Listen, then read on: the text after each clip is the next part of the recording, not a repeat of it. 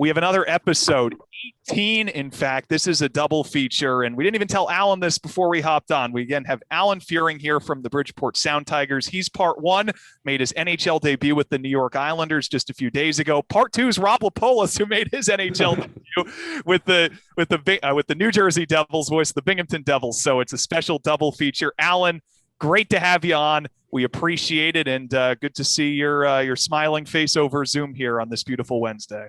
Yeah, David, Evan, it's great to see you guys. Thanks so much for having me on. This should be fun.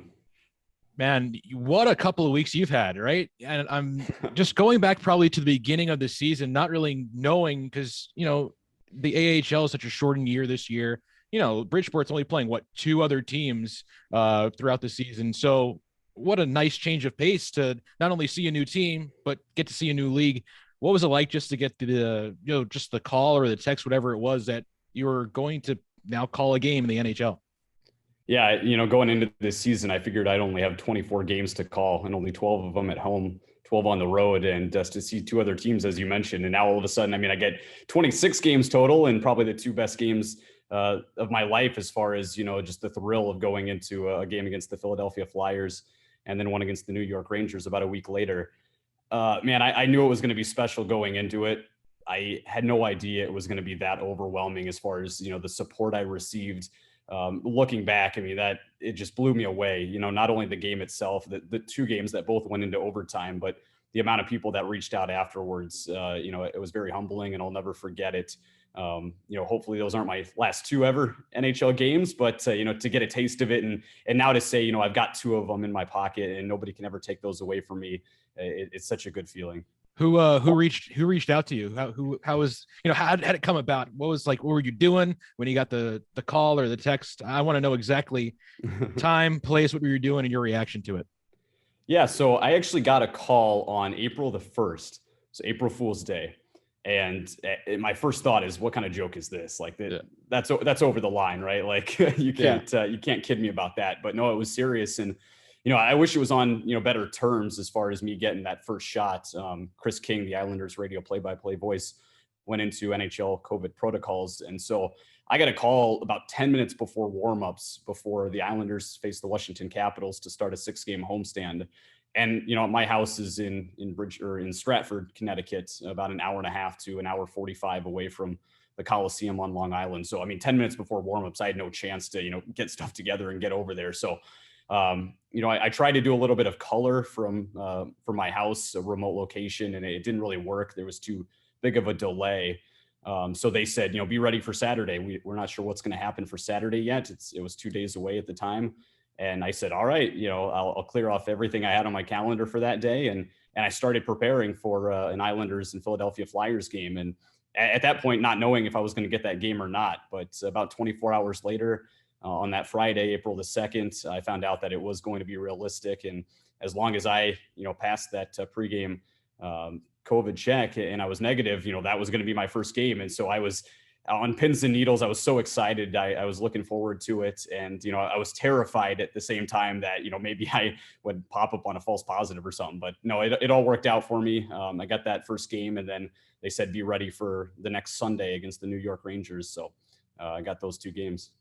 Yeah. How much did you hermetically seal yourself off from the world then in those 2 games leading up to it? Yeah, we've been pretty careful here in Bridgeport anyway. I don't travel with the team this year. I'm kind of separate from the players and coaches here. I do all my work from a distance and remotely. But, at the same time, I try to do the same things the team does. I try to be very careful and not put myself at risk. And so it wasn't a whole lot different. But, at the same time, I was very conscious of everything I touched. I try not to touch my face very much anyway, but, as it is, everybody does, it's almost impossible not to. And so I tried to do those little things just to make sure that I was taking care of myself. And again, it all worked out. So from a broadcaster point of view, how quickly did it go for you from going, wow, I'm at Nassau Coliseum calling an NHL game to I actually have to call this game? What was kind of the transition for you into taking it all in to actually getting the job done? Yeah, that's a good question because I've been there many different times for other reasons. And, walking into the Coliseum is always special, but I hadn't walked in knowing that I was going to call a National Hockey League game. So it was a little different. I took it in a little bit more. I looked up at the banners and I looked around, and right now they only have about 10% capacity. And so it was nice to have some fans there cheering on the team in the background, but it was by no means a full house.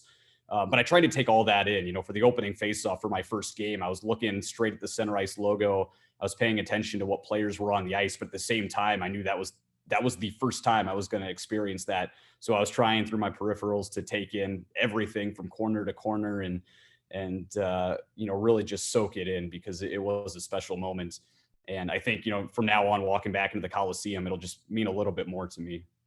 I know from, working with Greg Picker, Chris King, awesome guys, Brandon Burke, who you have a special connection with, which I'm going to let Piv handle as the follow-up question here. But you had said, doing an interview with local TV a few days after, that, the first 5 minutes kind of took you to settle in, which is not too dislike maybe, or unlike doing an AHL or an ECHL game with some teams that you're seeing for the first time type of thing. Yeah. What kind of allowed it to, if you could describe being a broadcaster, and what allowed you to, those first 5 minutes go by and then it's just, hey, it's just another game. What was that kind of process like for someone that's never called a game before?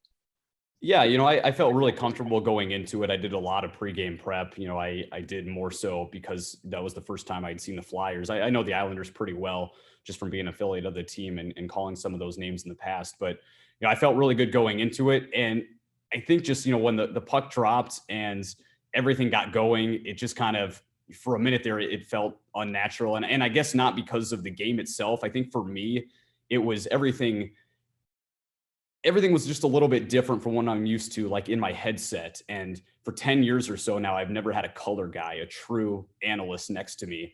I've always been by myself. So, getting into a bit of a different rhythm was unique. And, the levels I have set in my head for ice mics and all of that in Bridgeport are a little bit different than over there and what they do. And they have a full-time, producer and engineer. And, I've always been my own producer and my own engineer. So I think the first 5 minutes, I certainly had some jitters. It's just more, adrenaline and excitement more than anything really than being nervous. But I think that first 5 minute span wasn't as much me being nervous as it was maybe just trying to feel things out with an analyst and kind of gather my thoughts with different sounds coming from different directions in my headset that I'm not used to. And it took me about 5 minutes. And when we got through that first broadcast timeout, then I knew what to expect. The game itself, I mean, you guys know, it's like riding a bike. Once you get in to a certain rhythm, it just feels normal and it feels natural. So, saying player names wasn't an issue. Describing location, I didn't think was an issue. It was just that first 5 minutes, I was excited and I was trying to feel everything out in my head. Going back to what David alluded to before, and in terms of, you got to work with so many great people, Chris King, Greg Picker, and then, you get to see an old buddy of yours who it all comes full circle in that way. Brendan Burke, who's now the TV voice of the Islanders, friend of the show. Actually, we had him on a few episodes back. Yep. But, you were an intern for Brendan way back in the day. So how interesting was it to start from there, go up to the AHL, work with him as a colleague when he was with Utica? Or maybe that was, I think, might have been your first year if he was, or, and then, you're working two tables down from him at Nassau Coliseum in the NHL.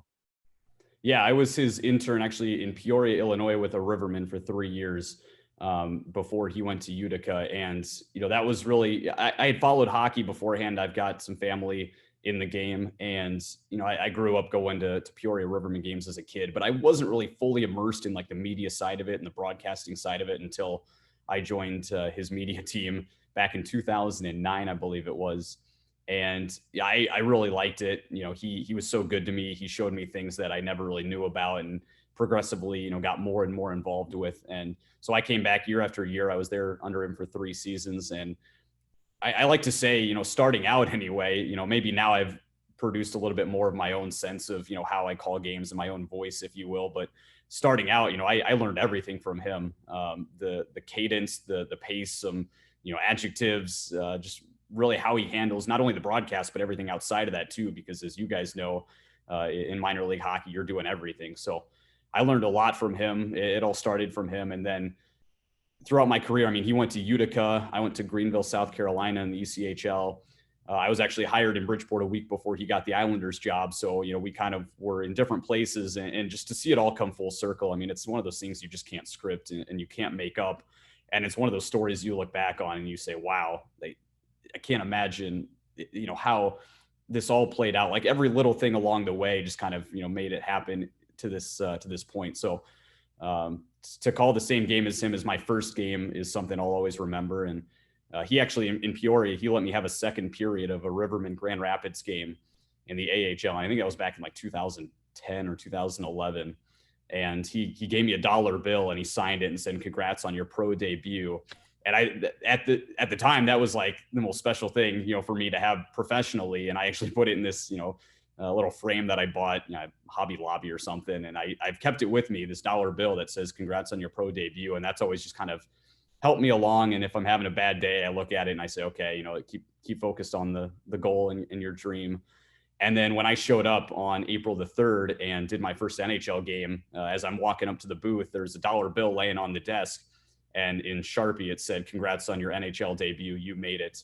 And he signed that too. So now I've got $2 from Brendan that I'm going to put side by side. I'll have to buy a bigger frame, but I'll have those too. Yes, a $2 bill would be a little bit more efficient, perhaps, but the spirit of it, great. That's an awesome story. Having interned in the AHL when I was in college, the impact of who your mentor is at that time is huge. For me, it was Dan Duva in Syracuse, former voice of Trenton in the ECHL, and obviously the Crunch, now up with the Golden Knights. And that person can mean everything to you in terms of your development. And I know you said all the little things, but reflect back on it, if you could, there's a lot of frustrating nights sometimes, especially when you're that young, where it's like you're trying to figure out what you're doing and make your boss happy with your performance. And the minor league lifestyle can be hard on someone that even is your mentor. So you could reflect back on that a little bit, your years in Peoria, and maybe some of the times where it was hard to be able to come to the rink on a Friday and Saturday night. Yeah, well, as you guys know, in minor league hockey, there's a lot of 3-and-3s. It's such a grind. The road trips can be very long. They go deep into the night. I don't know about you guys, but when I was in Greenville and even here in Bridgeport still, if we get to a location on the road at say 2 or 3 a.m., you're not going to bed right away. You're going with the equipment guys and the trainers to help set up the locker room for the next day's game. So you're not getting to bed until 5 a.m. or so. And then you got to get up at 8 or 9 and start getting ready and doing all the other things outside of broadcasting, the team services stuff, trying to figure out hotels or meals or whatever it is. It's such a grind. And I don't think people realize that, how challenging that can be. And you have to stay focused on whatever goal you set for yourself or, whatever dream you have, because if you don't stay focused on that, it's easy to get off track and, get really discouraged.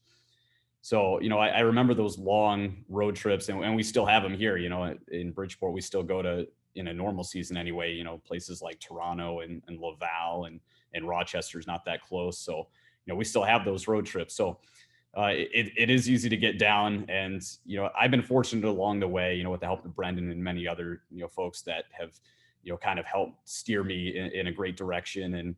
And even when I get down, I have a great support system, someone I can call and say, hey, I'm really frustrated right now. Things aren't going the way that I want them to. We just had 3 games in a row and I didn't like my performance on the air on any of the 3 games. And now I've got to come in for 4 days during the office, the work week and do hotels or something. And it's really easy to get frustrated. So, it takes a kind of a unique person to fight through it. As I'm sure you guys know, it is easy to, not stay focused, but I think that's what you have to do. What was your kind of wake up to the, we talk about a lot with the people that come on the podcast. What was your welcome to the pros moment? I know a lot of players have times where, they wear the wrong thing to maybe a team function or something like that. And for broadcasters, kind of the same thing. You're in the pros for the first time. You don't really know how to walk, the certain path that you need to get to in terms of certain places, what to wear. What was your big thing that it's like, okay, I got to change now. I gotta focus. I'm in a different level here. Yeah, that's a really good question. Actually, I don't know that thought about that because my first year was in the Southern Professional Hockey League in Peoria, Illinois in 2013. So, man, I'd like to say for 3 years in my internship there and getting a taste of what it's like, I knew what to wear for a home game and even a road game. I guess maybe for me, maybe this is going to be unique, but like interviewing skills, like I never thought I've been a very good interviewer. And I think that starting out, I asked some pretty tough questions for guys, and not tough as in like hard to answer, but just like, off the wall, like, how do you think of that? That doesn't make any sense. Why would you ask that type thing?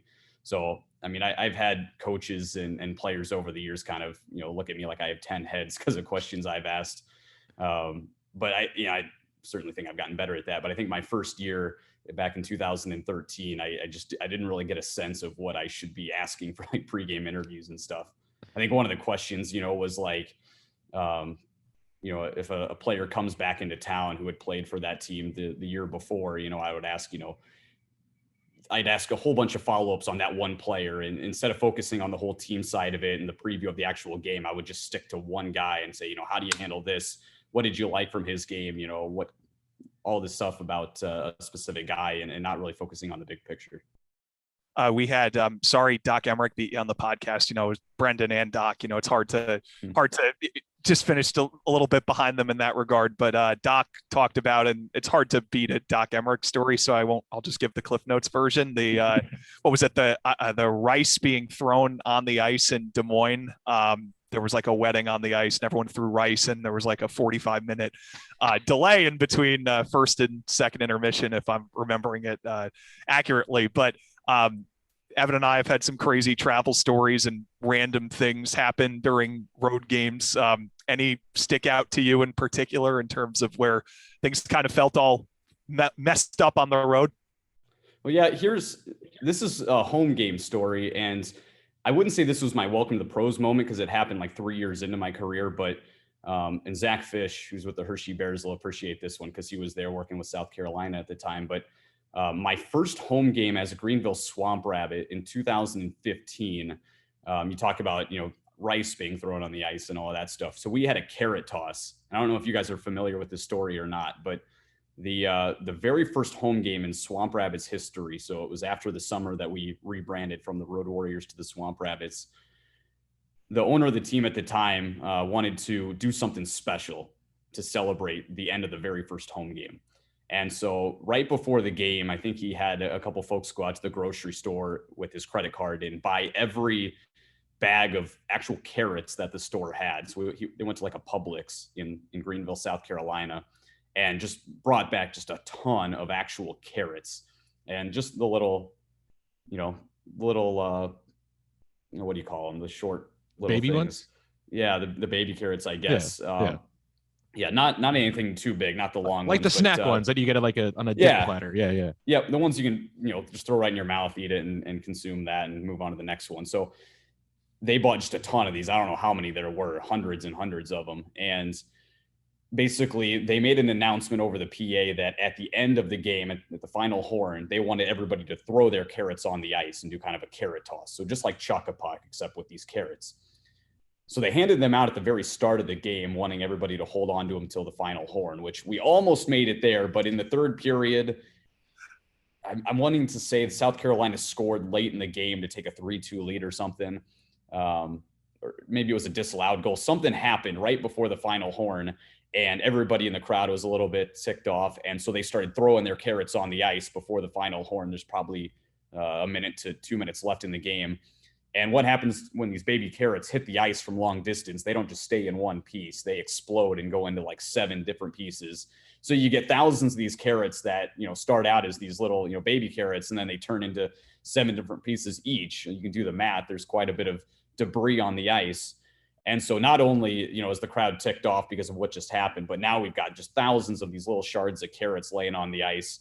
And we still have time left in the game. So we have this carrot delay that now on the broadcast, me on the Greenville side, Zach Fish over on the South Carolina side, we're trying to fill time, not knowing what the heck is going on at this point, and all to essentially finish out, another minute of the game. And that's something I'll never forget. That's one of the most bizarre things that I've ever seen and been a part of. But that's the good old carrot toss that we had back in October of 2015. And that's a brilliant ad-libbing lesson for you, I'm sure, too, trying to fill that time on a broadcast where, hey guys, thousands of people have thrown carrots and I have to kill about 10, 15, maybe even 20 minutes. How long was the delay when everything was all said and done? It had to have been 10 to 15 minutes. It went on for a while. And I mean, they had to bring the Zamboni back out after they, picked up all these little shards of carrots just to make sure that the surface was good to go. And the best thing about it, or actually the worst for Zach and I, was, we had no idea what was being thrown. This was a very last second thing. This isn't anything that, we had planned as an office that we were going to have happen. This is literally something that was relayed to some of my coworkers at the time, right before the face-off, to go out to the store, bring it back. Let's hand these out to folks at the gate when they come in. So, I mean, I didn't have that on any script. I didn't know it was happening. So I couldn't tell Zach that it was happening on the visiting side. So as this is happening and everybody's throwing these carrots on the ice, Zach and I are looking at each other at the Bon Secours Wellness Arena in the press box there. And we're trying to figure out what people are throwing. We're seeing these little orange, flaky looking things like just get sailed onto the ice from, the second deck and everything. And we have no idea what people are throwing, and they're coming from all different directions. So at the start, we had to figure out what was being thrown. For 2, we had to figure out why people were, doing this. And then for 3, we had to fill 15 minutes of airtime that we didn't know we had to fill because, you'll see sometimes the Zamboni breaks down or, the glass breaks or a board breaks or something, and you have a delay. But carrot delay was something that we never thought we'd ever have to deal with in our careers. In Greenville, they've undergone a pretty good revival, new ownership there that also owns the Rapid City Rush. The transition from the Road Warriors to the Swamp Rabbits has been a pretty smooth one overall, I'd say. A lot of good front office people have worked there. How would you describe your years in Greenville in terms of your growth, organization, and what it brought to the table for you? I loved my time in Greenville. I'll be completely honest. I feel like I really lucked out because of the city. It's one of the best cities I've ever lived in as far as just, the environment there. The weather is almost unbeatable. Great culinary town. So you can eat pretty much any kind of food you want. And it's all right there. That main strip of Main Street is, something that I had no idea about it. It's such a hidden gem, I feel like. And when I moved there, I didn't know anything about this city, and I fell in love with it right away. It was such a great division too. I mean, going to Fort Myers, Florida, and Orlando and North Charleston on road trips is something I got to do a lot because we play in the division so much, and I really appreciated that because there's some great cities there in that division, and just the people too. I mean, it's your Southern charm. The fan base is very, very welcoming. They were always so kind to me. I'll never forget them. I still talk to a lot of folks down in Greenville, so I can't say enough great things about that city and that fan base. I heard something once, I don't know if I read it on Twitter, something to do with you and some sort of bathtub. Is that? How did I know you were going to bring that up too? I was trying to get through this interview without. I know. I had to bring it up at some point, but I've never. It's like a genuine me curiosity question in terms of this. I don't know exactly what happened. I read about it very briefly. If you could tell the story, that'd be great. Again, we can cut it out if you want, but. Well, I'll preface it by saying, whatever you do, don't go to YouTube and search bath time with the Rabbits. Don't do that. Okay. Won't do it. But if you want to know how that originated, I don't know about you guys, right now, but when I was in Greenville, I was kind of tasked with selling a certain percentage of the overall goal. Because at the ECHL level, you do a lot of different things. One of the things I had to do was sell. So I was trying to think of ways to sell some sponsorship, maybe something outside the box and something unique. I didn't necessarily come up with that idea, but I said, surely there's something I can do kind of in the broadcasting and media relations side to help the bottom line and help a small percentage of what we're trying to do. So I brought up to some of our sponsorship folks, like maybe I can do some sort of interview series where I, maybe in a unique location, I sit down with a player and maybe talk about everything outside of X's and O's and outside of the team, just kind of get to know them and make it short, maybe a 60-second video or something, and just bring up, silly things, who's your favorite superhero and what's your favorite type of food, and just silly stuff that, the fans can watch and maybe get to know something about these players, and also, kind of see their personality too. It evolved into a sponsorship with Bath Fitter down there in the Greenville area. And the idea that someone presented, and it wasn't me, but I went along with it, which now looking back, I don't know why I did.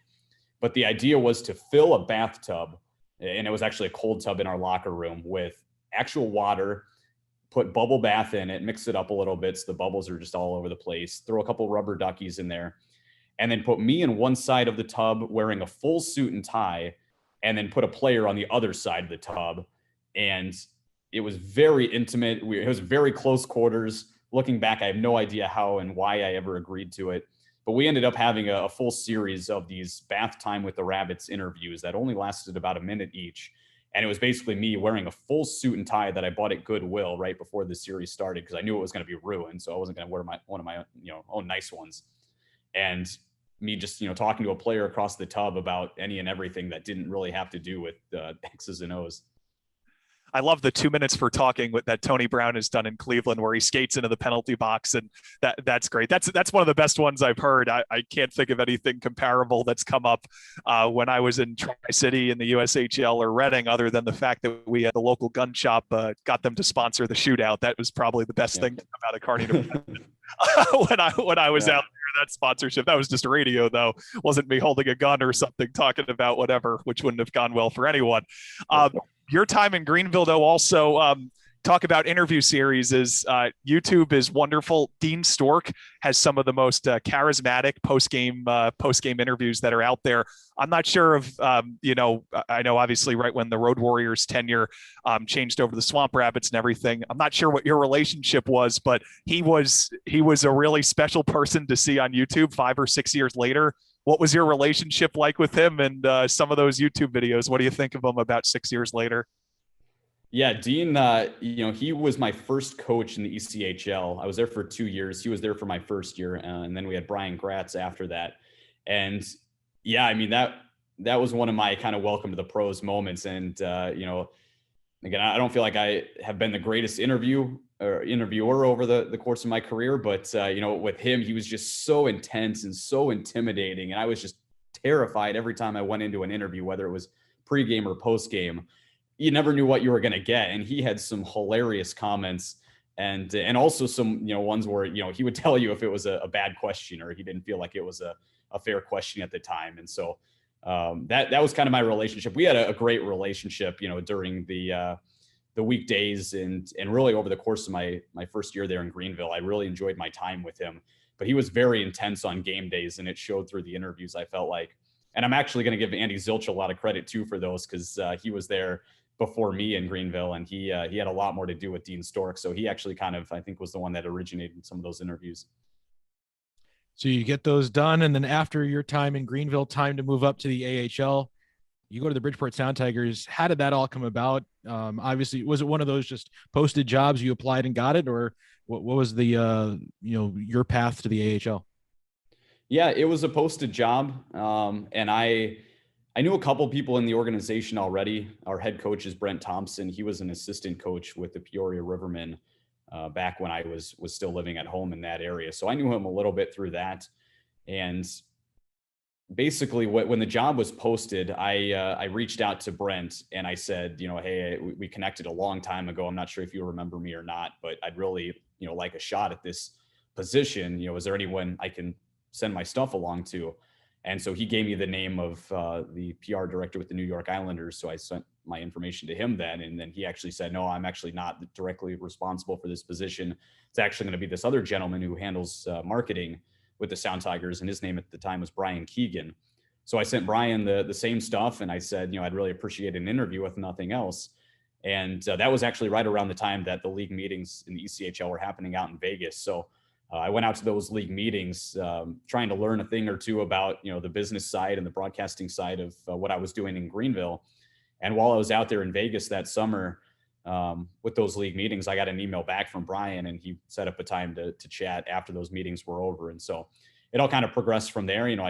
As in most jobs, I got to a final group and did another couple interviews and then was offered the position. And at the time I really had to weigh my options. Was that a good job for me to take? Was it something I should, pass up on and, see if there was something else out there. And at the end of the day, I said, you know what, like I've never lived in the Northeast before, but I got to get, a little bit uncomfortable. It's not something that I, was not used to. I moved to Greenville, South Carolina, and not knowing anybody and not spending a whole lot of time in South Carolina. So, I said, if I'm going to make it to the NHL, this is the next step up, is to get to the AHL. So, and there's a lot of good things that have come through it. I've developed a lot of really good relationships in Bridgeport here and with the New York Islanders, our parent club that we work very closely with. So that was a great decision to come here and accept the job. And I've also fallen in love with the fan base here.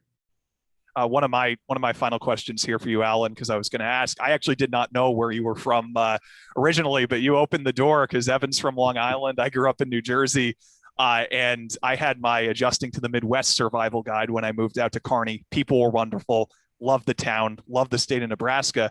But please, if you will, give us your Northeast survival tips. What you've learned over the last few years about how to live in the New York City area would be excellent, please. Yeah, it's a lot more dense than I thought it would be. There's just people everywhere. Not a lot of open spaces. I'm from farmland where, every town is separated by, probably 8 different farms. And, I come out here and you go down the highway and it's like in any, bigger city in the suburbs, you just go through town after town after town and they all just kind of blend together. But, the weather is pretty similar. It's not like we get a whole lot more snow out here than what I'm used to. So that part's about the same. The food is relatively, similar. The adjustment I think was just like the majority of time I went out, I was just always around a ton of different people, and I really wasn't ever by myself. Where at home, I felt like, you'd have to go up to like Chicago or down to St. Louis to get that feel. You have to drive a little more aggressively, I think, though, where you're at now compared to where you grew up, I'm sure. Yeah. There's some aggressive drivers. Everybody says that there's bad drivers around here and it's just like the worst place to drive. And I don't think they're necessarily awful drivers. I think they're just what you said, very aggressive. They know what they're doing and they know how much room they need to fit their car in. And whether it's, only by an inch or 2 inches, they're going to make it work. So, hey, listen, I grew up a huge NASCAR fan and I'm a big racing fan. So being aggressive is in my blood anyway. So that's okay with me. Yeah, gave you a reason to turn that all on. Yeah, exactly. One of my final questions for you, since I'm from Long Island, I've been going to Islander games since I was 3 years old. Love the Coliseum, love the area around it. You got to spend some time, obviously, at the Coliseum and also around it. What were some of your spots that you maybe hit up for lunch or dinner, either before a game or after a game? And then what are some of the places that you got recommended to go to? Yeah. To be honest with you, I haven't spent a lot of time on Long Island, other than, a week or so during the summer for development camps and training camps during the preseason. And a lot of those meals are catered. That's not something that I think is out of the ordinary. That's a great question. I'll have to think about that. Yeah. Think about it. If you need more recommendations, let me know.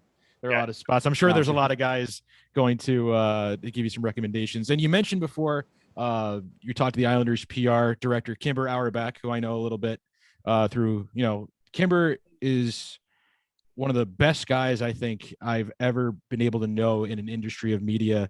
I remember when I was in high school, I have a Kimber story and I'm going to share it here for everyone who wants to hear a story about Kimber Auerbach. When I was in high school, it was, I believe, 10th grade. We had a broadcasting class. It was the first one of its kind. And MSG actually sponsored it. It was called MSG Varsity. They did all the high school stuff. And we were trying to do something different, just trying to make content and stuff like that. So I decided I'm going to try to interview someone on the Islanders. So I bothered Kimber for like probably a month and a half about it. And then he finally gave in and gave me, who had this list of just terrible questions for a couple of the players. And he let me go down and go to the Coliseum one morning and interview it. And I knew he didn't trust me because in that room where you first, like where the Islanders locker room is, like the room right before they turn down the hallway, that big open room, he had the gate still there, and I had to stand on one side of the gate, and the players had to stand on the other side of the gate. So he didn't trust me then, but after that, I've had a great email back and forth every time I see him. He say hi, but I appreciate everything he's done to help me out in his time. So I know I had to give him some credit there, since you mentioned the New York Islanders PR position, and I know Kimber helped me out a lot when I was in high school, and some kid Islanders fan on Long Island who, would go to the games with my friend and call games up in the upper deck. So I appreciate what he did there. No, Kimber's been so awesome to me. I think he's one of the best, if not the best, director of communications and whatever his title is, vice president of communications up there. And, he's just been so helpful in every regard on the team services side, on the public relations side, helping me, kind of get my feet wet in some different areas that I wasn't really used to. I didn't do a whole lot of team services in Greenville. And, I'm pretty heavy in that here in Bridgeport, and he's certainly been a big influence in steering me in the right direction in that regard. And also, when this opportunity came up recently for me to get a couple of games with the Islanders, he was a big guy to vouch for me and say, this kid can do it. And, he deserves it. So I owe him a ton. And he's certainly someone who 20, 30 years from now down the road, I'll never forget. Alan, it's been a pleasure. Thanks for taking a few minutes out of your day to chat with us on Coastin. Heard you were a fan of the show too when I mentioned it, and you knew what it was. I've seen an episode or two. You guys have some pretty good guests on, so I keep tabs on it. I tune in from time to time, and now that you mentioned Rob's up next, I'm definitely going to be tuning into his episode. Yeah, we're going to grill him. We're going to grill him. He's going to get grilled. Yeah, good. He's a good guy to grill. He'll roll with the punches. Or he will roll with the punches. I'm sure he'll be watching all of your interview. And so, he'll get to this point and maybe, cut off from what we say from here. But I want to see Rob's eyes get just really big at one point when I know we're grilling him, because that's how I know we're grilling Rob, if his eyes a little bit buggy for just the slightest of seconds to make him think. That's how we'll know it's a good interview. So with that being said, thanks again. And we know you'll be sticking around for part 2 here with Rob Lippolis. Absolutely. It's been fun. Thanks, guys. I really appreciate it. We continue on with this episode of Coastin Part 2, as we're joined by the one and the only Rob Lippolis, who also made his NHL debut this past week, calling the New Jersey Devils and Pittsburgh Penguins games. And now he gets a couple of more opportunities of doing that as the Devils take on the New York Rangers. Rob, welcome to the show, first of all, and also welcome to the show. NHL games for you under your belt. How did that feel? Yeah. Oh, wow. It was, first off, thanks for having me. Good seeing your guys' faces again. Definitely probably the best. It was the best 24 hours ever. Hard to put into words.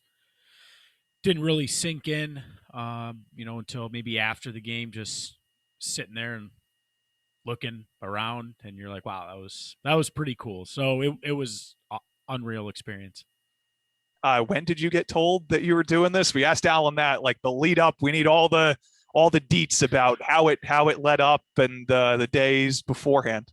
Yeah, so with Binghamton, we were on the bus to go to Wilkes-Barre to take on the Penguins on Saturday, and I received a message that, hey, I know you're on the bus, but if you can call me. I'm like, oh, all right. So got the phone call, and they said, this might be a possibility. We're not sure yet, but just a heads up. And so I'm on the bus. I'm like, all right. And 40 minutes later, I hear about Lehigh Valley's issues with COVID.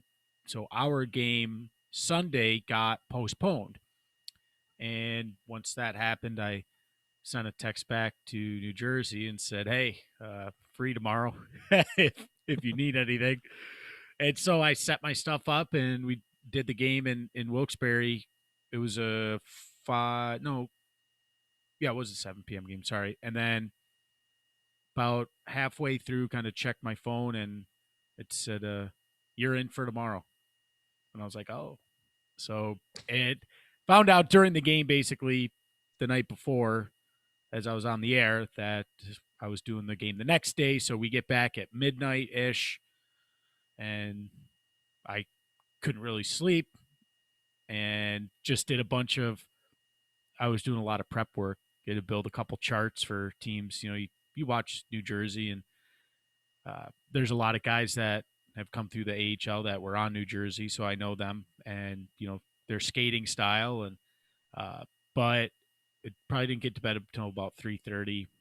I was at the arena at 9, and it's like just a normal day almost. But once the game's happening and you're saying some pretty big names on the broadcast, it kind of hits you. Yeah, I think saying Sidney Crosby in your first NHL broadcast, probably in the first couple of minutes, I think probably took you for a little bit of a loop. Yeah, and not like that, and Hughes, and Malkin was out of the lineup, but Gensel, and there's a lot of guys on Pittsburgh who were on Wilkes-Barre Scranton too. So there's a lot of names that you remember, Tristan Jarry, and but it was pretty neat seeing those guys. I can imagine for you too. You've been a part of the Binghamton Senators becoming the Binghamton Devils. You've been the only voice of the Binghamton Devils too. So how special did that feel for you as a true member of the Devils team and organization to make your debut for them? I think it was more so that when I was 16 years old, I think it was, I got an internship. I went to Windsor High School, which is about 20 minutes outside of Binghamton, heading south towards Wilkes-Barre. And at 16, I shot Grady Wittenberg a email when I was in high school, and he said, "Yeah, sure, come on down." And so started just doing stats and reading out of town scores, stuff like that, and then started calling the games on a tape deck at the time, and then would get the laptop up there, but it was set in a light loft in the arena in Binghamton. And that's where I got the, feel for doing play-by-play, and I knew I wanted to do it forever. And so I think the cool part for me is, growing up in, outside of Binghamton, going to watch games there, playing their youth hockey there, growing up, coming back after moving away, being able to call those games for the pro team that's in town, and then, from that, getting a chance to call a game or two or three in the NHL. That it's kind of full circle on that, but that's kind of what's going on. What were some of the things you had to get used to right away once the game got underway, and probably just from everything from the pregame show to the end of the game? Because I know what Alan was talking about before when we were talking to Alan Fuehring, and if you're still tuned in, you probably saw that episode as well, or that interview. Or you're Alan, not watching your own interview, just watching this one with Rob. Exactly. Hey, Alan, how's it going? So, he mentioned, everything in the headset seems a little bit different. Maybe it's a little more clear. Maybe it's a little louder. You have a color analyst now who's been there, done that, in Chico Resch. So what are some of the things that, were really different that maybe took a little bit of getting used to? Literally everything. Having to not set up equipment, having someone to talk to. Color, I've never had a color commentator. Not controlling the volume of anything, not clipping the highlights. It was like, I don't know. It's the only thing I could say is having done, and you guys both know this, having done, you bring your equipment, you set your equipment up, you clip your audio, you play your interviews, basically, you play your highlights, clip your highlights during the game, so on and so forth, type up the game recap. That's a lot of stuff to do, where now you actually get to focus. You get to look at the game and break it down a little bit. It was definitely wild. And, just saying, hey, can you turn the ice mics up, please, Carl, and stuff like that, where I don't have to control it. That was, something getting used to, and having someone talk into your headset, and, it was a lot different. I'm just so used to controlling everything. So not having control over everything was, it was something that I need to get used to. But once I talked to Alan before before I did it, and he said, once you get to that first media timeout, just kind of look around during the media timeout. Did that, and it was pretty smooth sailing from there. So, but Chico Resch he's a funny dude. He's great to do a game with because he's a fan of the team, and he's also good at breaking things down, and he's got a lot of energy. The entire team there, I'm talking about from the behind the scenes folks to the people that are on air, whether it be like Amanda or Maddie, obviously Chico, Steve, Kenny, the media folks and the behind the scenes folks there are cool. It's a team that I grew up with. They're a bunch of good people all trying to do things the right way. And you've been welcomed into their world because of the situation this year. You're living in Jersey because Binghamton is playing in Newark this year due to COVID. And so you've been welcomed into their world.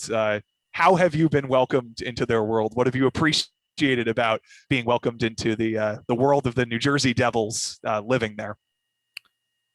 I would say, wow, the facility's awesome. The building's really nice, and it's just a good front office. And I know I'm just doing my own thing down here. But being able to help them and being able to help during their home games and, watching some home games. I think before I came here, I'd maybe I will have broadcasted more NHL games this year than I had gone to watch prior to coming here. So being able to watch those games, you don't want to take that for granted. It's really awesome. And,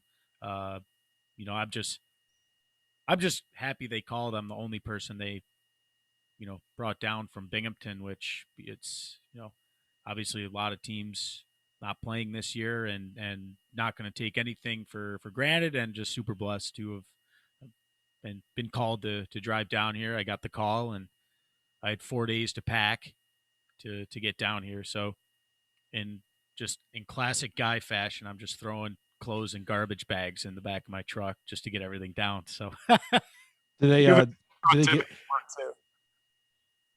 I was going to say he has a big enough truck to be able to make it work. In my Hyundai, it would be a little bit more difficult. He could fit a lot more. So. Oh yeah. And just hope it doesn't rain. Yeah, exactly. Sorry. Did they give you that polo, or was that one you had before? I had this polo, but I did get a couple more polos, and that's huge. That's huge.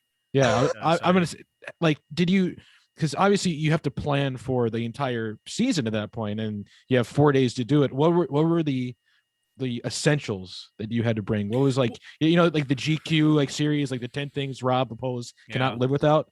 Let's do that. Mm-hmm. PGA Tour 2K21. Okay. Or 2K20, I should say. I think that's what it was. Anyway, the new golf game. Mm-hmm. Play that a lot. Got the Xbox down here. Forgot the headsets for the Xbox, so I haven't been able to play any online fun. But when we got down here, Binghamton had 40 inches of snow, and then we leave about a month later, maybe 2 months. It was a while because I think it was in about November. But we get down here, and right away, 28 inches, and the plowing is less than ideal around this area. I will say that in the nicest way possible. I will say that, but so it was tough for like 2 weeks because the snow just wasn't melting, and there's piles of snow, and like there's entire lanes of roads that are taken up with snow piles, and I just couldn't. It was unbelievable. But anyway, I'm getting on a tangent here. This is the stuff we want to hear that I find. This is what the podcast is all about. I was trying to say too, like, yes, you're right. They did a good enough job, but there's lanes being taken up. You brought the snow here. It's your fault. Why? Area and where you live too is even worse because you're kind of at the base of that little park there, and it goes way downhill. So I'm just going to say, like, it's probably like rock piles of snow just rolling down.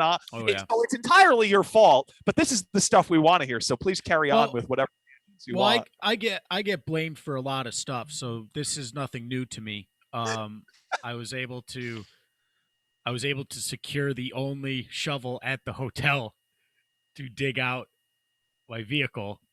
One shovel at the hotel for everyone. The line for that shovel was insane. And the handle of the shovel was so flexible. I go, this thing's snapping. And then I'm going to snap it again. Like I'm going to just lose it. So it was, that snow was interesting. The 40 inches back in Binghamton was fantastic. I was so happy to be a part of that moment. I woke up the morning and I knew it was, there's going to be a decent amount of snow, and I log on to Twitter and everyone was tweeting at me, I hope you dig out. And I check it, it said 40 inches, and I didn't even look outside yet. I was still laying in bed. I'm not looking outside. Yeah. So, but I'm glad the snow's gone and it's getting a little warmer out. It's beautiful. It's been beautiful. Welcome to New Jersey. You've had some good food. I know you had their Taylor ham, egg and cheese with probably some bacon. You've done it all here. You've had your pizza. I know the team kind of helps you a little bit. You can have like the team meal and stuff too, since you're a part of the team. But tell us about your experience. How's the driving been? Give us the old lifestyle. I know you're working a lot, but give us the old lifestyle rundown as best as you can. There's not too much happening in my exciting life outside of the office right now, but driving, it's very stressful at first. I don't like it. There's so many red lights. Where I live, speed up. That's the point. Yeah, well, red is green, or yellow's green, and even a little red, right? Yeah. You can mix a little bit. Or orange. It's green's fast, yellow's faster, red is really fast. So I'm not used to red lights, guys. So it's the only light in my town where I live is a blinking red light. And there's a lot of red lights where they're about 10 feet after one another. So you get through one. So your problem's not even with the drivers. It's the way the roads are situated. I have learned that people are just gonna. You have to take advantage of your spots driving. If you don't, you're gonna get walked on, or you're just not gonna be able to get onto the road. You just go. They know that what you're doing, and you know what you're doing. You just got. They don't want you to do it. No, that's what I don't understand either. Just let me in. I am such a nice driver. Oh, hello. You would like to get in? For sure, get in. You don't want to give me a thank you wave through the window? That's fine. But I'm going to be a nice guy. But that is not how it works the other way around. My favorite is like getting into a lane on like the highway or the parkway, as we call it, where we are. Yeah. It's when you're going in and like the guy knows that you're going in front of him. Like he has no problem letting you in, but he gives you the hardest time about it. Like there's this much space between your car and his car, but it's not like he's not letting you in. That's him being a good guy and letting you in front of him. And it's without a doubt. I'm going to let you in. Can you do it though? Yes. Because I'm getting, you now have 2 inches in front of you and behind you to squeeze in. Good luck. Yep. And as you move forward, I'm going to move forward with you. Yeah. Going to go same speed, same exact speed as you. Exactly. And the other one is, I think it's people will cut you off. You'll cut people off. I've cut people off. It's sorry. I got to get across 5 lanes. But it's almost like they're not mad. They just are like, all right. That's the other thing that I've noticed. Like you could do something where like maybe back home I would do that and I'd be like, ooh, they're going to be really mad. But here you're they're laughing now. Yeah. But here they're like, oh, good one. That was close. Like, look at this guy. Almost caused a pileup. So true. It's so true. Yeah. Or like you're like, wow, I wish I did that. Yeah. Yeah. Take notes. I got a little notepad in And they my go home, car. honey, you see what this guy? You got to hear what this guy did on the road today. He didn't signal. He cut across 4 lanes. Almost caused 3 separate accidents. Yeah. I know what we're doing tomorrow. Yep. He did it. And I got to give him credit. You got to tip your hat. Can't even be mad. Oh, you're so beautiful at describing that, man. That's unbelievable. It's so true. I know. I know Finder's taking you some of the spots, showing you some of the great spots for food. So what's the go-to for Rob Lippolis around? Well, we had that was it chicken a la Penne alla. Penne alla vodka. That pizza was wild, and yeah, I posted a photo of it, and one of my hairs was on it. And yes, that's right. People started going, "Oh my God, where's that from? Did you eat that?" And I go, I mean, it's clearly my hair. I'm not at the restaurant when I took the picture, and it was, got the box and walked out with it. But people were like telling me they were trying to wipe the hair off their phone screen. They thought it was their own hair, but it wasn't. It was in my picture.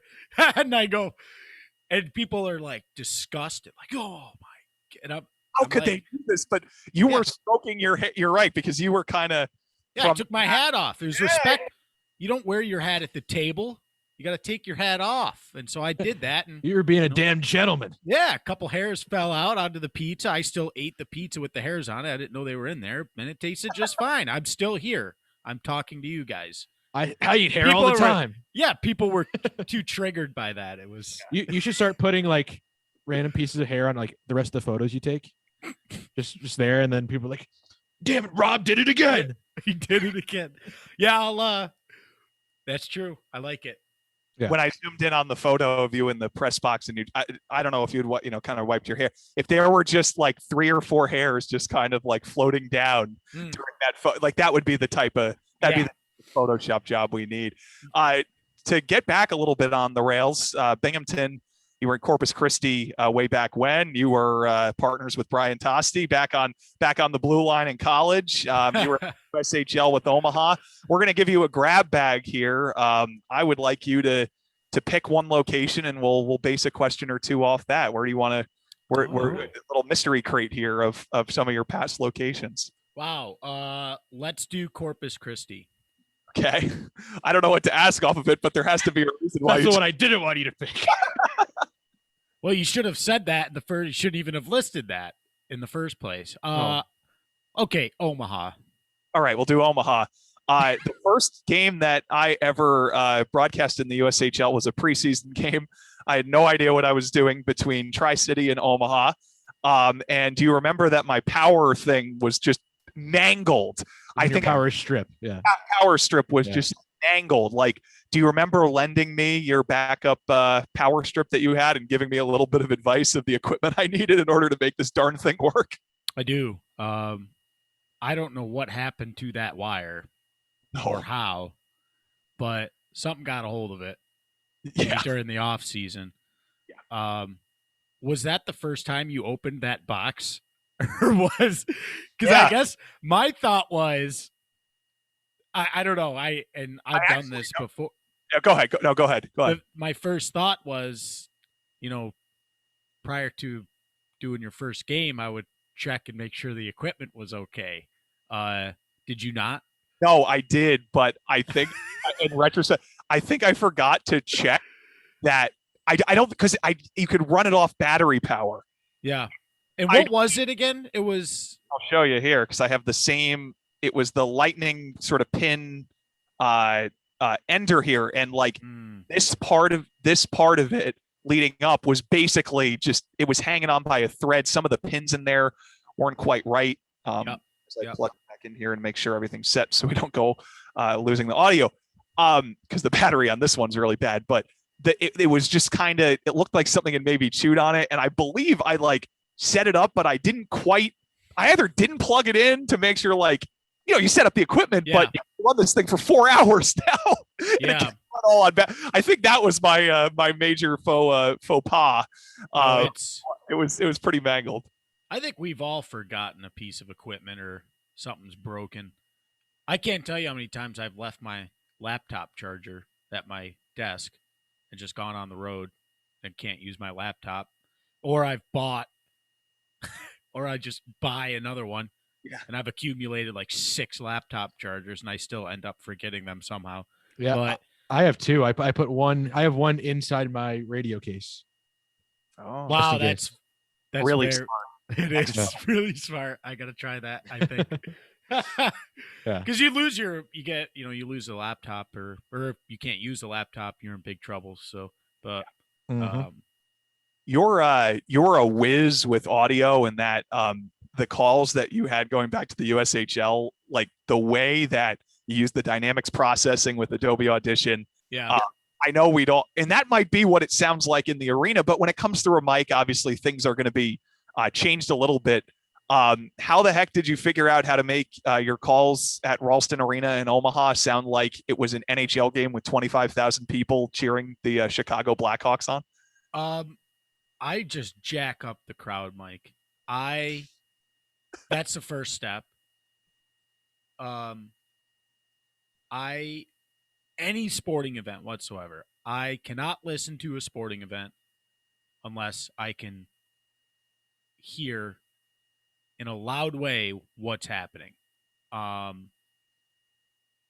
Baseball and hockey, absolutely. The skates cutting into the ice, the glass shaking, the boards getting hit with the puck, sticks hit me. Like I need to have that all jacked up. So I remember playing with. So step 1 is turn your crowd mics up as loud as you can. So I was just playing around with Audition one day and found this setting that evened, like it shrunk the audio and just kind of evened it all out. I was like, oh, that's interesting. So then I listened to it and it shrinks it to where it's, it's somewhat quiet.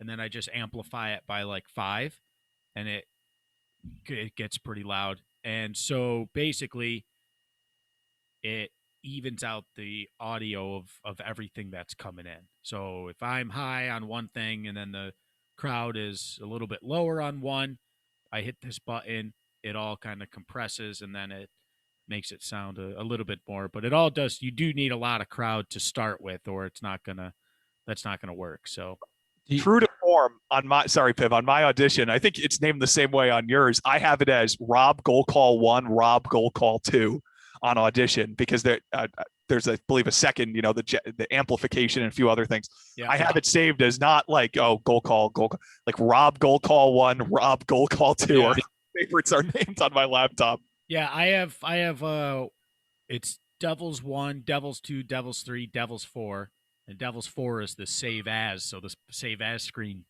pops up. Saves you at least 10 seconds, which is huge. It is huge. Because you put them on Twitter during the game. Yeah.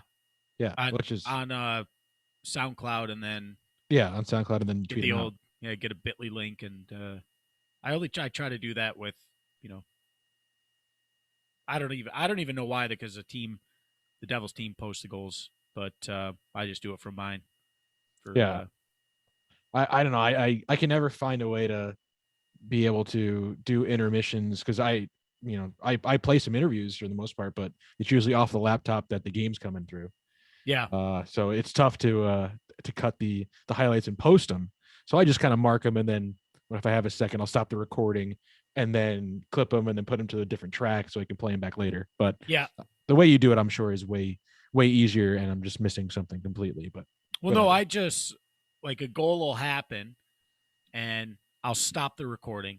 Yeah, that's what I do. And you can see in the audio line, where the audio file, I guess, where peaks where the goal happened. Yeah. And so I'll usually clip like 15 seconds before that, 10 seconds after it. And that's just, I guess. And then I save it. So you're just guessing. You're hopefully you got all the words. Well, I listen to it, but I when I first started clipping my highlights, it was the same as you. I couldn't play them or it would go on the air. So I learned, I just clip them. You see where the goal is. I then clip it 15 seconds before, 10 seconds after, and that's the file. There you go. And you hope it's right. You got into a good system too with we're going back to when you're broadcasting games for Binghamton. You guys with New Jersey will share the audio back and forth so that your audio could play, if I'm not mistaken, on like the New Jersey Devils radio broadcast. I think I'm not mistaken about that. And you could share it kind of back and forth with Matt throughout the games. Well, no, I get theirs. It's an FTP site, and I get access to all the highlights, and it really helps if you have, a 3-3 and New Jersey plays on that Saturday and you don't have a lot of time to prepare for a game. I'll throw together the highlights from the previous game, and that takes up 3-4 minutes of your intermission. And so that's really good. There's times where the part that I really like about it is there's times where we are playing at the same time and I can get highlights like in game and play them, hey, so-and-so scored this, so-and-so scored, first NHL goal, and play that. So that's really cool. But I send him, Matt, I'll send him interviews with prospects or, highlights of us, how, who's hot, whatnot. And, he'll play him. So that's good as well. I know, Rob, we send each other the weekly report since for the Thunder, and the Devils are the Thunder's AHL affiliate. So I get to hear your voice in a nice compact 2-minute, greatly edited segment that I very much appreciate, because there's a lot of times, 3-3. Yeah. There's a time I need 2 minutes just to like Breathe. do something. Yeah. So it's like, here's what the Binghamton Devils did this past week. And then here's Rob Lippolis. And I make it sound like you're right there doing it, but obviously it's pre-recorded. That's the magic of radio, folks. No, I like it. Yeah. You can't see. Yeah, exactly. And then, so I enjoy that. So the way, it's able to work in that aspect. I know a lot of times I've had to do it in random hotel rooms and in random cities and put together a nice little, this is what the Thunder did this past week, and hopefully try to incorporate as many Devils prospects as I can. If Binghamton's nice enough to give us guys for that week, it's greatly appreciated when they do. Makes life a lot easier. But the little production things, it helps a lot. I know we're getting a lot of technical stuff with broadcasting, and hopefully, and I'd assume that the person watching this particular episode would be someone who's more infatuated with the broadcasting side of things, since we're talking to broadcasters who have called their first NHL games in their career. So I want to get back to your childhood as a kid, and I want to really dig deep into your background. Open up the snakes in the closet. Yeah. Tell me about your family. No. So when did you get the bug for broadcasting? I know you kind of said it in, when you were growing up, and something you kind of wanted to do, but when did you really have the idea that, hey, I want to try becoming a broadcaster and see where it goes?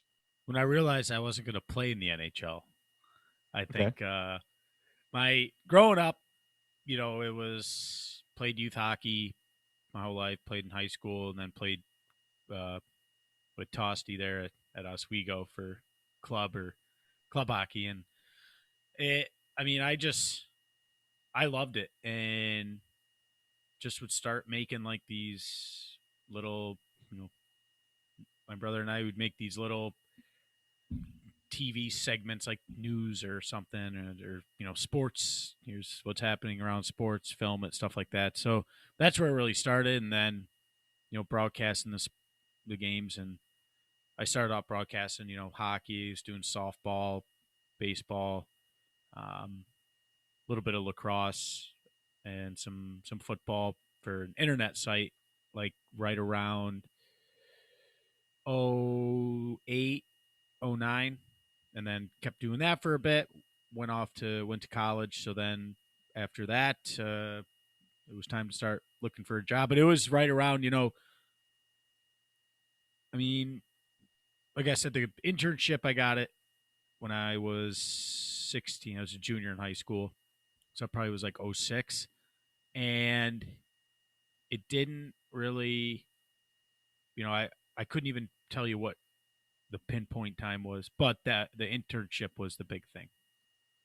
Favorite Binghamton Senators player from when you were in high school? Who was your favorite? Boy. Well, it was probably, had to have been a tough guy from back then. I would say the one guy who was just there were three guys. Dennis Bonvie, probably one of the fan favorites for sure. Not only there, but I mean, he played in Wilkes-Barre, I think, and Hershey. I think he was in Hershey. I'm not sure. He might have been one of the favorites, but skill wise, I think, Jason Spezza was he came through pretty early on, and it was Brian McGrattan was there as well back in the day. There was a lot of big names that have passed through there. Now that you think about it, were you there when Brian Elliott was there? The Moose? Yep. Was there for and that was and goalie wise too. I mean, there's been a ton of them. Robin Leonard was there when they had the Calder Cup. So there's been a lot of guys that have passed on through there. We asked most of the guests that we have on here, what was your welcome to the pros moment? And if it's a player, it's, maybe wearing the wrong thing to a team function or not knowing how something works. For a broadcaster, it could be an array of things. What was something for you that stands out as your welcome to the pros moment? Well, mine happened 4 or 5 weeks ago. We get to Hershey, and this is probably a horrible habit, and it's easily the laziest thing in the world, so try not to judge me too much. When I put my dress shirts on, I put them on like T-shirts. I don't unbutton them. I don't see the point. I did, there's 8-9 buttons. That takes 30 seconds. I rather just keep it buttoned, and, I throw it over, and it's good to go. Well, I was talking to Zach Fish sitting there in Hershey, and he's like, dude, your shirt's inside out. I had the tie on and everything. I bent my collar over the other way, had my tie on, and my shirt was inside out. You went Oppo collar? Yeah, but I thought I couldn't even put it together. I don't know why it still worked. The buttons were facing inside, and I just put my shirt on completely inside out and went to the arena, walked in, put my tie on, bent over, flopped my collar. I'm like, oh, that's a little weird. It's not going over. And we talked for like 20 minutes. He goes, dude, your shirt's inside out, man. I'm like, ooh. So that was is what it is. It was funny. You got chirped a couple times, right? That was this publicized? I think it was publicized, right? Yeah, I tweeted out, thanks for pointing out my shirt was inside out at Zach Fish. Puck drops at 4. So from at Giants. Yeah. Hey, if you chirp yourself first, then it's over, right? You can't. I mean, people can still come at you, but like you broke it. You got to it first. Yeah. So put out your own fire. Exactly. So, you won't take the 20 or 30 seconds to button, but you'll be a nice, cautious driver that yields at yellow lights. Is that what I'm hearing? No. I got no time for waiting. No time for waiting around. I don't know. I just hang. I throw my dress shirts on just like a T-shirt, and secret's out. That's a wild move, I think. It just, I good for you for doing that. I don't know. I feel I worry about wrinkles and stuff like that. I know on the road, I don't really care as much as I do at home in terms of that stuff. When you're on the road, you're wearing the same thing for like 3 days, but some of my road moments have been wrinkly for sure. I mean, there's been certain times where I'll just go unbutton the top button on my shirt, no tie, casual Sunday maybe, if no one's going to see me during the game. So, and if yeah, during the game is when we get into the rink. I know there's a couple of times where I've like loosened up the tie. It's like, oh, we're in Brampton. It's 2 p.m. We just got in at 7 a.m. I'll take my tie off during the game, but I don't want to make sure no one can see the unprofessionalism of not wearing a tie. But and so what's your like? I know you probably have you seen your suit collection just rise in your time of working in pro hockey? No, I've seen the sizes of them fluctuate, and so I mean I have 3 suits, and that's pretty much it. Dress shirts, ties, a lot of them. Way too many ties. I need to get rid of ties. I'm really bad at matching too. Like, I'll do a plaid shirt with a diamond shaped design on my tie, and I cannot look at a shirt and tie and I'll be like, I'm not sure about this one, and I'm not good at it. I don't know why, but I do have to get rid of a lot of ties, and I need to get more solid color ties. 98% of my ties have designs on them, and that's the problem with matching things, because I have a lot of solid. I used to have just solid shirts, so the patterns on the tie didn't really matter because you had a solid color shirt. Where now, a lot of my shirts are, it's these. There's so many different designs these days, but diamonds keep on up the with shirt or something. Yeah, gotta keep up. So now I need to accumulate solid color ties.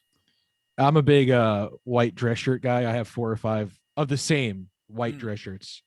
So in case something happens to them, I'm ready to go. But I feel like white's always good in terms of matching things, so I don't get too ahead of myself, or I have like very light patterned shirts. But ties for me, I have my closet over there. I have a hanger. I'll go get it. Actually, I'm pulling some props. You guys continue. Yeah, I think for a sec. You guys want to see my ties?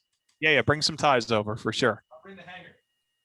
Yeah, I think I know what this is. What he's bringing back. It's a hanger that has different layers. You hang on your ties. Yeah, I have one of those too. It's a little like thing and This stuff. thing? Yeah, yep. Mm-hmm. Yeah. So these are all my ties. It's double-sided, guys. Wow. It's a lot of blue there. What a collection. I'm a big fan of blue. But if you will, what's the one that has like the blue and the orange on it there that you're showing on that side? That's a nice tie. This one. Yeah, that's orange, right? Yeah. Yeah. It's a nice tie right there. It's versatile. It's a perfect navy blue suit, white shirt.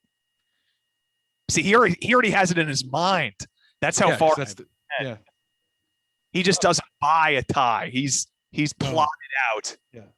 Well, I usually buy they got that plastic box. You're a plastic. You're a Kohl's 2-for-1 guy. Oh boy, yeah. Mm-hmm. That's how it's going.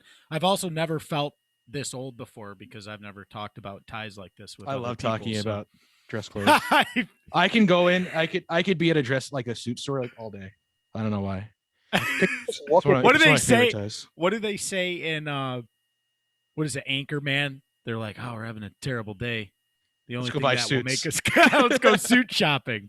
Yeah, I feel that way. Like I don't buy a lot of suits. I just look because obviously I'm still an ECHL broadcaster, and you can't. Yeah, boy, that's an expensive one there. Yeah, so I'm like a Brooks Brothers outlet guy. Mm. Oh, like a big too, right? Do you have an outlet?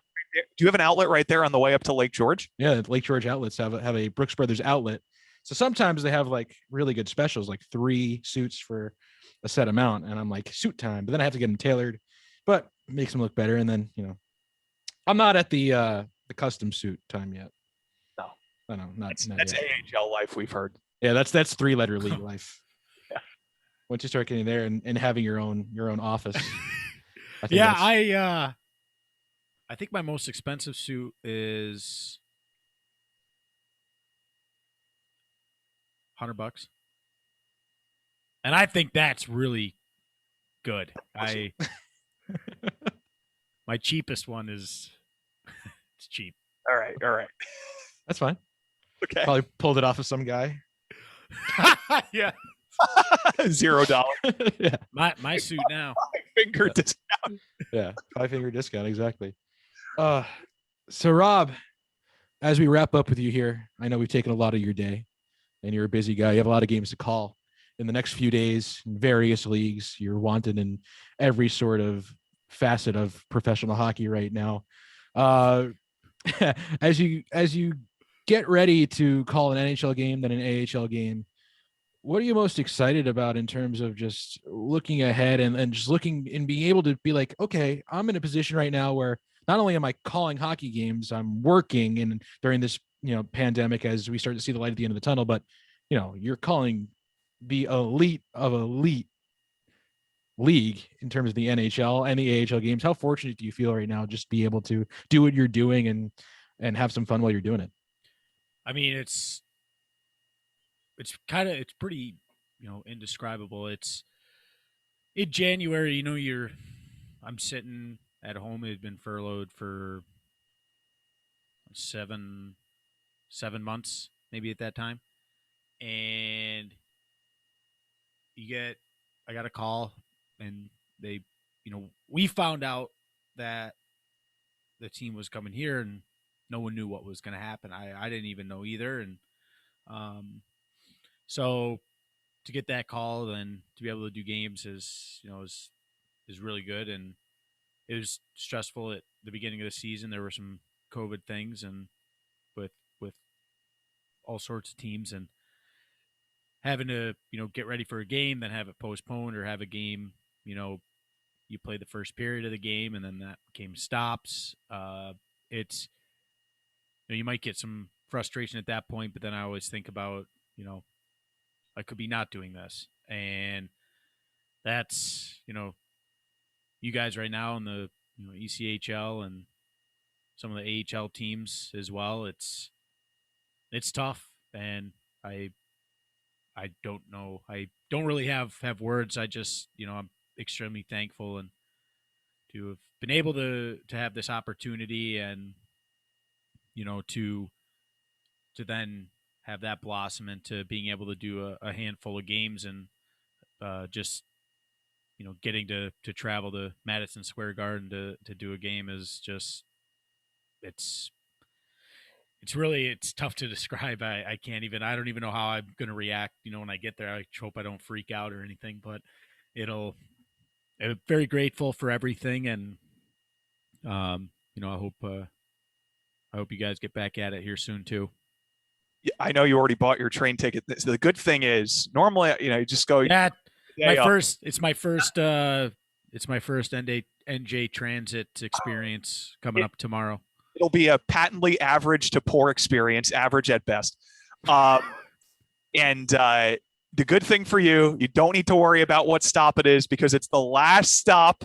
You don't need to worry about when you can wait until the end, and then just calmly step off and not have to worry about rushing off or anything like that. So have an excellent time getting that game in at Madison Square Garden. I had the privilege of doing one at Syracuse for basketball. It was like the greatest experience. Oh yeah, no, it's awesome. I'm very excited for it, and Rangers Devils is pretty good rivalry as well. So that's going to be neat too. And the NJ Transit. I was told that that's the last stop, so I can't miss getting there, and that's fine. All I need to do is get there.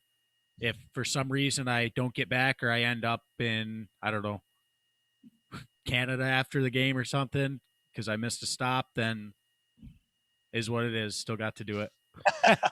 If you go like once a month to Madison Square Garden for the next 4 years, you might catch up with Billy Joel. So he's running that place now. But Rob, man, appreciate the time. Best of luck with everything. Have a good call. Stay busy, and tell Chico that we'll have him on at some point. Oh, he'd love to. He's a big. If you guys want to talk food, you have him on. Pico eats, baby. Oh yeah, I love that.